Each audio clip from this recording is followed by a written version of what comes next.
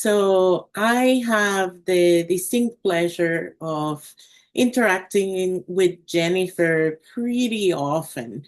After her participation in a class by our favorite lichenologist, Natalie Howe. She steered this wonderful gem of the mycological world our way. And since the very beginning, when I met Jennifer, she has been very dedicated collecting specimens, learning about the kingdom fungi with a hunger and a dedication that is truly admirable. And one of the things that I admire most is that passion for learning, that ability to um, detect the undetectable, the teeny tinies, and the those species that usually go forgotten and unseen in the forest floor. Um, Today, we have about 2,000, more than 2,000 species um, samples of mushrooms here at Mount Rainier Nature Center, part of the DNA effort. And Jennifer is responsible for a good half of them.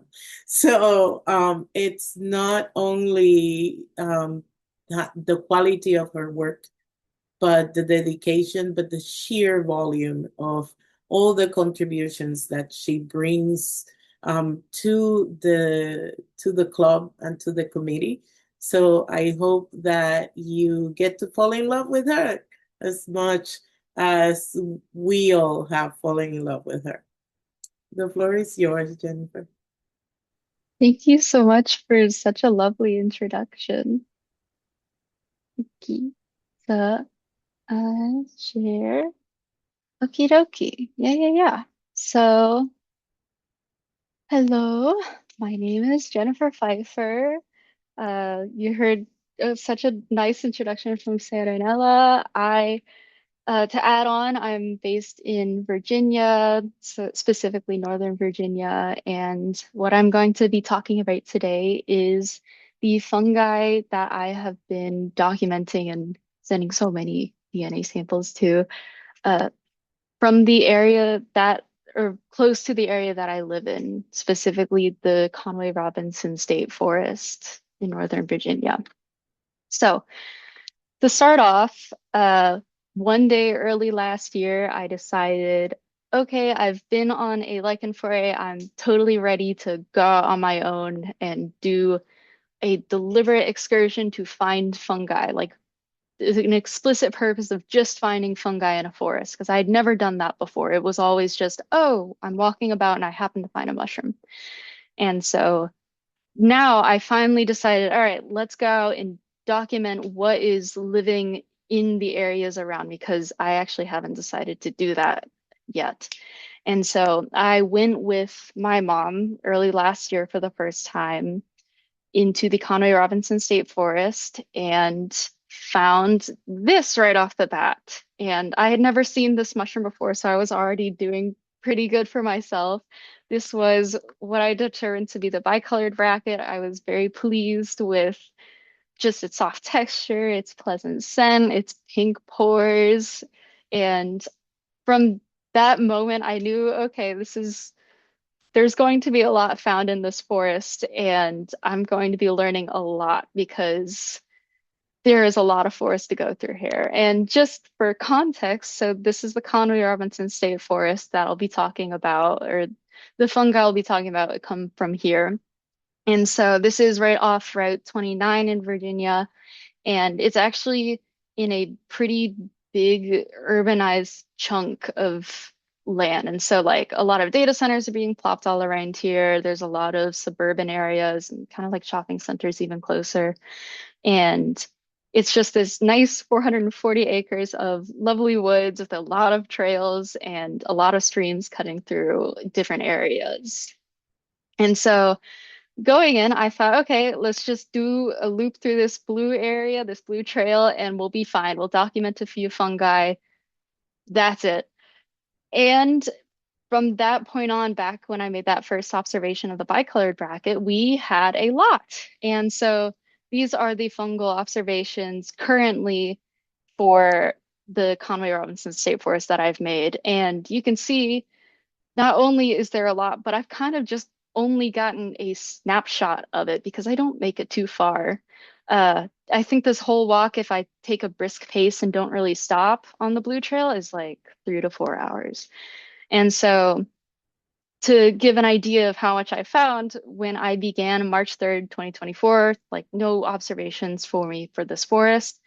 And now I have a total of 472 observations of fungi and lichens. And because I do like slime molds, I'm including that for this presentation. We have 32 slime mold observations for a total of 504 since I started on March 3rd of last year. And all of this is essentially going to be on like this closed loop over here, like the blue trail essentially. And I quick made up a simple little graph showing the timeline of this. And so you can see when I started, it was generally like 30 to 50 observations on INAT in a month. And then suddenly I would have a lot of free time during college and it would jump to 78 observations in a day.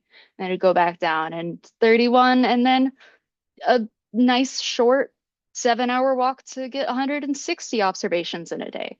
And so if we tried to break down the species that I've currently identified from the 504 total ones, we have 145 fungi and lichen species and 10 slime mold species. And so part of the reason why this number is not as big as one might expect is this has been a very big learning process, and a lot of the stuff requires extensive knowledge to get to species level.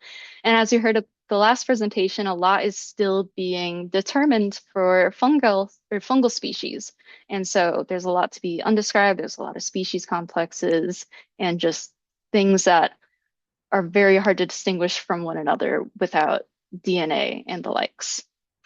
And so for the Conway Forest, I'm lucky that there is both deciduous forests in this single trail that I've been taking and pine forest that I walk through. And so I get a huge variety in saprobic material and mycorrhizal hosts. So I've been able to find a huge diversity of things just from the floral or the plant diversity that exists here. So the oaks, maples, tulip trees, ash trees, elms, dogwoods, pawpaws, there's cottonwoods, redbuds, so many more trees than that. And of course, none of this is including like the smaller shrubby plants too. And they do logging in this forest, so a huge amount of loblolly pine, with the occasional eastern white pine, eastern red cedar, and pitch pines too.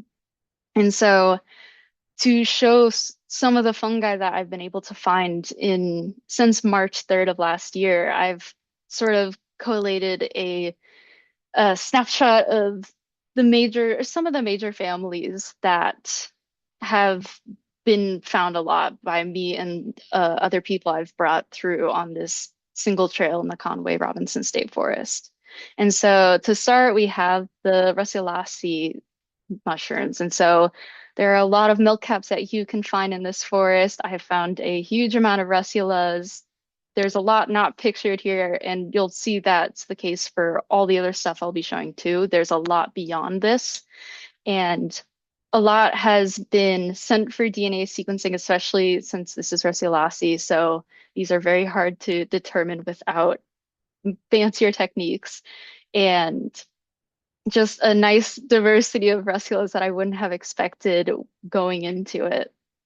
And then we have Volataceae. So I honestly would have just expected going into this just standard like red-capped boletes with yellow pores, but I found my first red-pored bolete in this forest, which I think was the first observation of this species, the Boletus rubiflammeus, in Virginia, and also kind of a big chunk of states. Its important distinguishing character is that it's paired with deciduous trees rather than pine trees. And there's just so many different boletes, and there are slippery jacks that can be found too, but that's in a different family.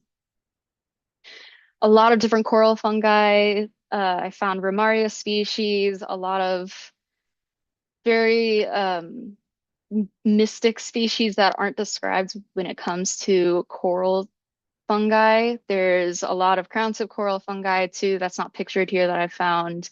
These are really consistent to find too in the locations that I've found them in or other people I've brought with me have found them in. So it's always a treat to come in and see these after a nice period of rain in the summer. A lot of different amanitas as well. So we have things from the Amanita amerirubescens complex. We have the Farinosa species. There are false Caesars. I don't think I've found a true Caesar yet, but I'm sure it's in there with how much there is. There's been death cap, or not death caps, the destroying angel, yeah. And a lot of pine specific amanitas, just a very big diversity there, and a lot that have ended up being rather hard to ID, but eventually maybe I'll get it. So we're learning there. I found back in August that there's apparently a lot of chanterelles on this trail too. So I found red chanterelles, I found tiny or small chanterelles, I've found black trumpets, and a lot of the other more charismatic chanterelle species. And this, I would say all of these except the black trumpets were found in one day. That was during the big 7 hour walk. A lot of different wax caps. So you'd think you'd just sort of find one wax cap on a trail, but there's a huge amount, and there's more beyond this. And all of these are such bright and very viscid species, which has been a great learning experience, both for just interacting with them and also storing them. And the lovely Agaricalis order. So this is partly why the species number is so low because I find, and I really like observing them because I don't think many people want to take the time of day to deal with this. Uh, these little brown mushrooms. And so all of these, from what I can, the best I can tell, are different species, but I am not able to get past the order pretty much. And so these have been lovely learning experiences just for talking with people and trying to learn why these all are different despite not really being able to go past an order level from what I can get, and also just what I can do to possibly get it further than order. And then Pizizomite seeds, I've been lucky to find the eyelash cups on this trail, the stalked scarlet cups over here, Galliella rufa. There are elephant saddles. There's a lot of different shapes and sizes of Pizizaceae species. And I found this one recently, which is pretty cryptic in how often it shows up, as I've found by checking on iNaturalist. And as Sarah and Ella had mentioned, I do really like the tiny stuff. So there's a lot of Rosalina. There's the lighter colored, what I call tiny black spots, essentially when I just find specks of fungi on wood or something. And we have Hyalorbelia, there's Molesia, there's pin or fairy pins, a lot of different Xylaria that I can really only get to genus level, a lot of Chloriciboria that one day will fruit. Because of the pine forest, I've been lucky to find so many Lophodermium examples in so many different prime states. I've even found cordyceps on this single trail. And then plant pathogens, I like taking time to also try to get to know my plants too, because it's important to not only check the fleshy fungi and some of the Ascomyces, but the plant pathogens too, because they affect so many things. So we have tar spots on the maples, um, sort of brown spots on red buds, and a huge variety of powdery mildews. I've found a lot of different rust or petunio or pechineomycetes too on this single trail.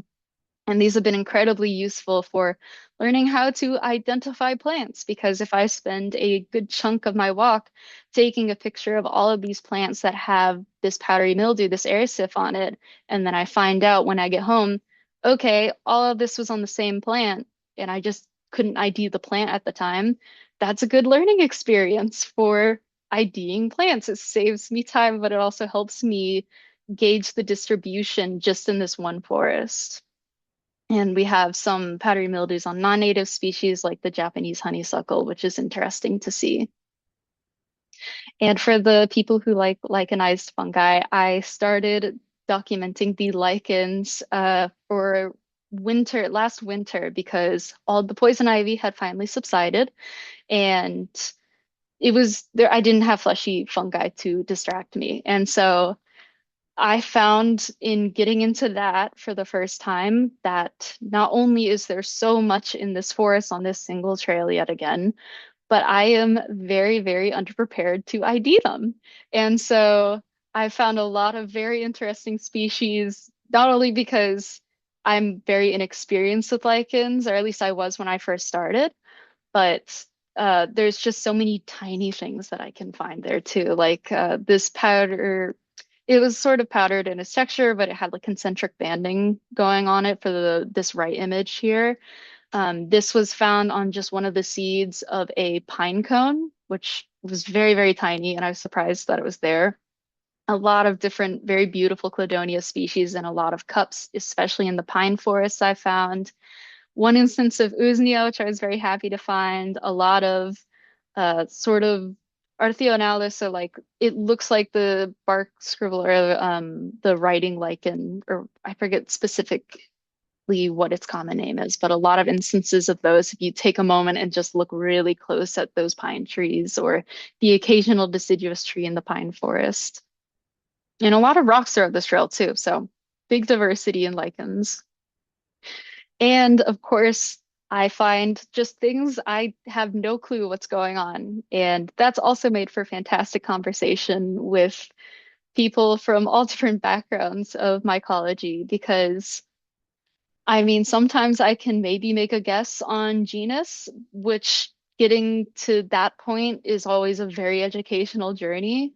But when I find something like this, I have no clue what's going on. And it's very exciting to think, okay, this is good conversation with people where I can continue learning what distinguishes this from another thing. And maybe I can do microscopy and learn how to do microscopy to ID it. And like, what's its substrate? What makes this harder to ID than something that has a different substrate and things like that. So it's been very interesting to learn about these, even though I can't even really get it past just the identification of fungi, if that. And of course, there's slime molds. And so this has really not been that far into the trail that I take. A lot of these are within maybe like 2 feet of each other on like two logs. So it's a very, very happy place for micro slime molds. So a lot of didymium, a lot of possibly physarum, a lot of chocolate tube slimes and things in that family. We have the wasp nest slime mold. I found the red raspberry slime mold very recently. We even have the different carnival candy slime molds, the Pushman slime molds. More of this here, the Naningela melea. Apparently, there's subspecies of the common coral slime. So I found a yellow version of it, which was really exciting to see. And I compiled just a tiny list of some of the favorites that I've had, that I've found, and people who have come with me have found in this single trail in the Conway Robinson State Forest. And so we found tiny clubs, a lot of very strange looking, what seemed like coral fungi, fungi I've just never heard before, like the Uramenciella incognita. But when you look at it, it jumps to the top of my list for favorite fungi just with its beautiful color and like viscid texture. It's really fun to interact with. Things that just wrap around plants just as they grow, and things with sort of translucent stipes as seen at the Atheniella. It's been very fantastic seeing the huge amount of biodiversity um, just on this one trail, and I've been able to see all of this just since March of last year. And so going through this experience, I have found, oh my God, there's so much that happens just in a small patch of woods, even in an urban setting or like a suburban setting. So it was very encouraging to see that I didn't really need to travel to some like old growth forest to see so many incredible things. And it's been a very educational process as well because I, of course, wanted to ID all of this stuff. So I actually knew what was living in this area around me. And so when I started doing this, I originally was mainly confined to the internet. So just things like the Mushroom Expert and the Bully Filter and other nice keys and descriptive citizen created sites, which have been really nice. And then I wanted further descriptions and maybe bigger keys. I moved to books beyond that. And of course, throughout this entire process, I've been using iNaturalist to look at other observations to see, okay, what are people finding that I have not found yet in this forest? And where can I possibly find it? Or just learning about different species and maybe going, okay, I've actually found this and now I have a name to it because other people have been able to either contribute to the observations I've made or I've seen their observations to go, wait a minute, that's the same thing. So the community collaboration has been fantastic through that. And then, of course, I just ended up going to people and talking to them directly about all the stuff that has been found in this forest because there's just so much to find and to like actually bring them to this forest and show them has been a very great experience. And so even beyond that, I wanted more of a formal education to better ID this stuff. So I searched and searched, and I found that my college actually has a class called Mushrooms, Molds, and Society that is taught by a member of MAW, Dr. Natalie Howe. And she was the one who exposed me to iNaturalist and exposed me to MAW. And so in this desire to figure out what exists in this forest, I was led to all of these things. And then through looking at ModEC, I started really searching through their calendar because I'm like, oh my God, there's actually people who want to talk about fungi. So let me go to all these events. And so I found the DNA sequencing lab day. And I'm like, oh, this sounds perfect. And so I went to this and found it is perfect because they want more samples and they need more things to ID. And so they wanted bullets and russula. I'm like, wait a sec. I've been finding plenty of that.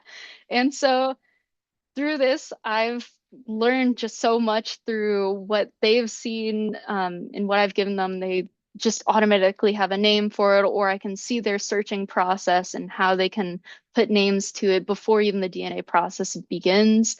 I've learned my microscopy through here in trying to ID the stuff I found in this forest. Megan Romberg and Saranella Leonaris have been very wonderful people being involved in this, and it's been a great experience. So ever since I started with that, you heard from Saranella, I've donated hundreds of fungi samples for DNA to this, and most of these are actually from the Conway Robinson State Forest, pretty much on the single snippet of the trail that I don't really get too far into because there's so much.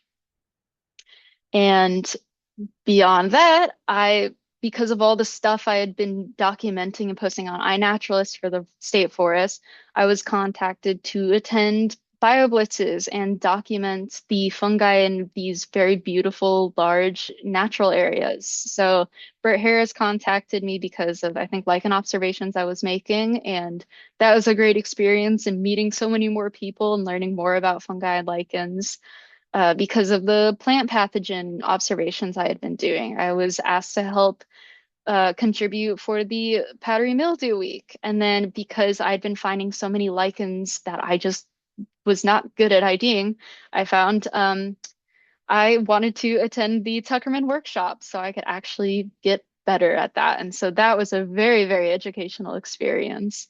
And then of course, I wanted to just talk with more people about all the stuff that you can find just locally. And I created a mycology club at my university, which was a lot of fun. And been able to talk to a lot of different people who honestly didn't know too much going into it about fungi, and it's been amazing to not only spread awareness, but to just find so many people who didn't even realize that they were enthusiastic about fungi until the club. So, uh, beyond just what's been going on for the Conway Robinson State Forest, I hope to go to grad school to better figure out what's going on, not only here, but just wherever I can help. And of course, further document this forest because there is so much happening. And we saw early on in the presentation that I haven't really gotten too far into the forest with all of these observations. And it hasn't been too long in the grand scheme of things that I've been doing this. So I definitely plan to do more in this forest. And I've learned more tools like in microscopy here. So just better chances at IDing things and getting through the backlog of stuff as well. And so a lot of people have been coming with me into this forest that I have either dragged them along because I found they had nothing else to do in the day, or because I've told them it's an amazing forest and they felt motivated to go. And they've been very amazing in helping me find and carry fungi. And also, it's just been such an amazing opportunity to show people just how much is in an area when you just slow down and take a moment to look around at different things, which has been amazing. And so, yeah, what started as just a small little task of trying to learn just a bit more about what's living around me, like all the fungi that's just in the general vicinity of where I live, it ended up blowing to massive proportions where I'm talking to so many different people. I'm in so many different communities now, and it's influenced so many aspects of my life and all the people around me as well. And that's what I've decided to do with my time to have an impact in both the general society and also the mycological community. And what I'd like to ask you all is, how would you like to choose to make your impact in the world of fungi? So maybe there's a forest near you or just a patch of green if in your neighborhood or anything like that. You'd be surprised just how biodiverse it can actually be. So, thank you so much for listening. And that's all I have to say.